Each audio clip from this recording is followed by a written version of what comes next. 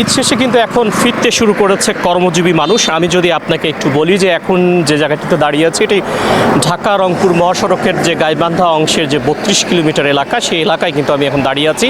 আমি যদি আপনাকে পিছনের চিত্রটা একটু দেখাই যে অনেকটাই ফাঁকা রাস্তা এবং যে গাড়িগুলো যাচ্ছে সবগুলোতে কিন্তু যে কর্মজীবী মানুষ ঈদ শেষ করে তারা কিন্তু তাদের নিজ নিজ কর্মস্থলে ফিরছে।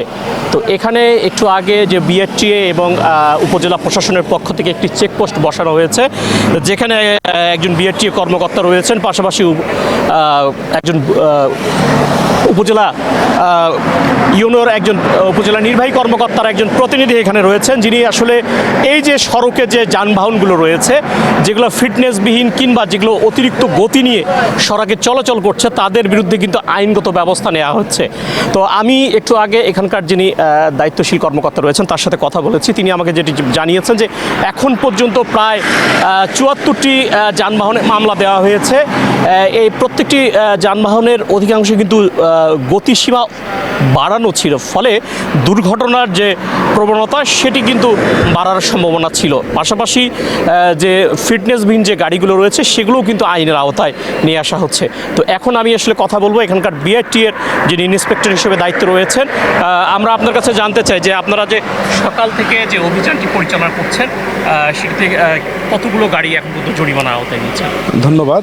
আমরা সকাল 10টা থেকে আমরা এখানে অভিযান পরিচালনা করছি। এর মধ্যে আমরা 15টি মামলা দিয়েছি এবং প্রায় 30,000 টাকা জরিমানা আদায় করা হয়েছে।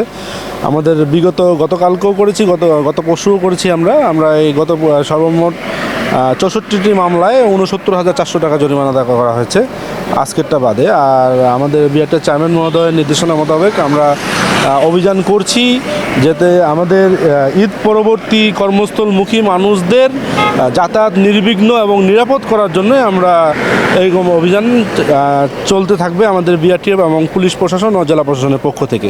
ধন্যবাদ।